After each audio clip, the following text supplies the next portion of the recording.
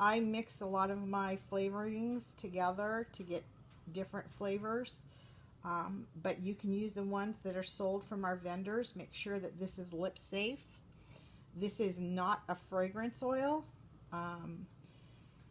You want to make sure that it is for lip balms, not fragrance oils. Never put a fragrance oil in a lip balm, okay, without the manufacturer's recommendation.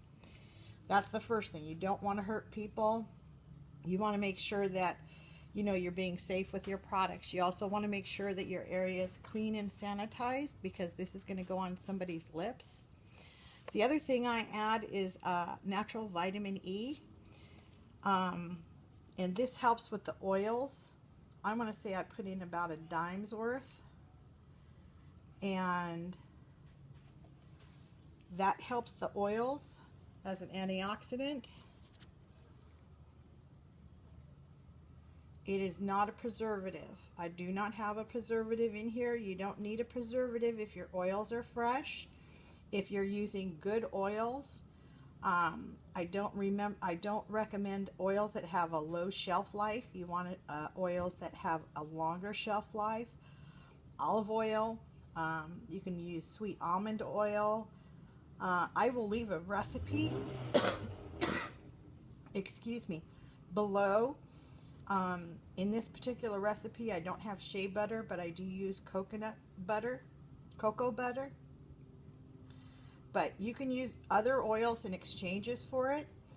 I also use a natural beeswax in here, right from the farmer, from a bee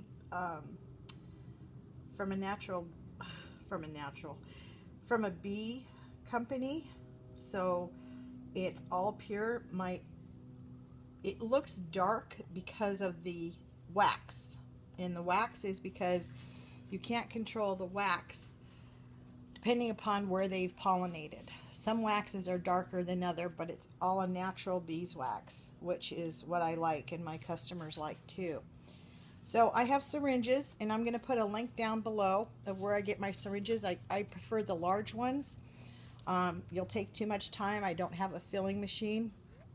I'm not doing the quantity to need any big quantities like that. But these syringes are great. They're huge. I think they hold about 2 ounces. So we're just going to fill them.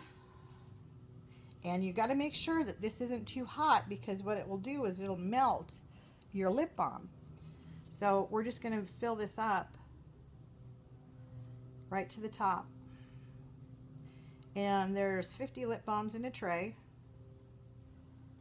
Today we're going to make quite a few trays. I take usually a day and I make a whole bunch of lip balms, and I always have them in stock. They're always rotated out.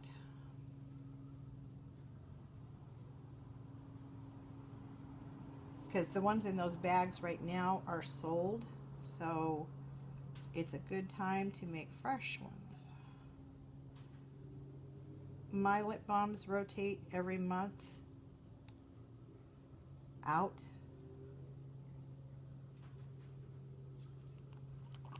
But when you have a bigger syringe, you're able to fill this up. I mean, like right away. I'm going to be leaving you a recipe down below, and it's going to be in percentages.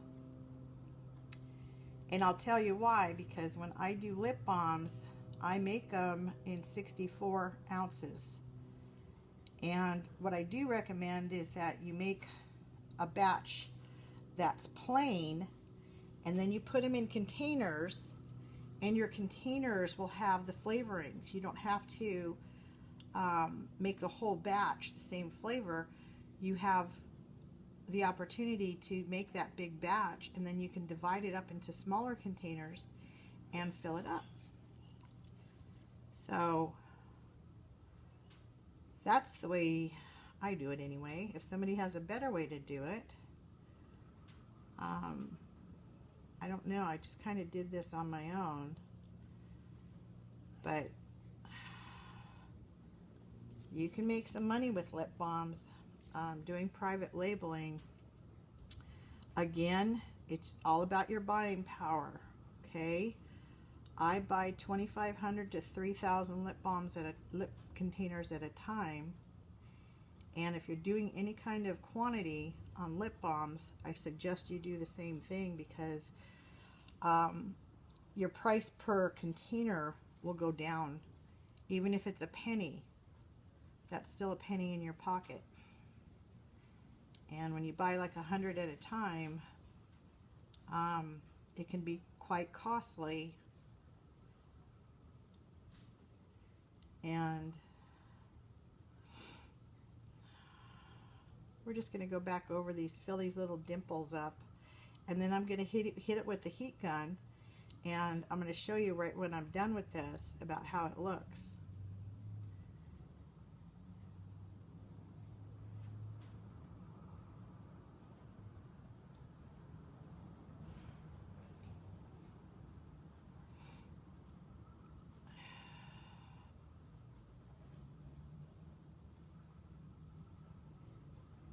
It's really kind of messy. Like I said, I try and keep everything together.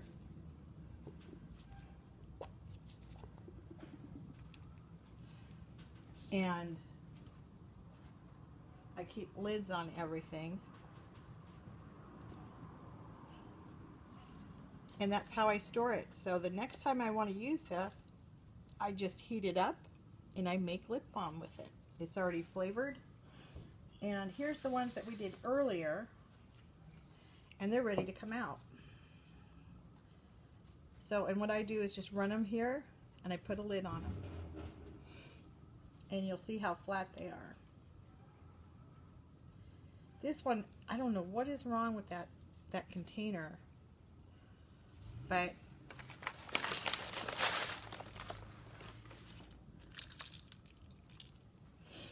I try to leave them up and then just stick them in.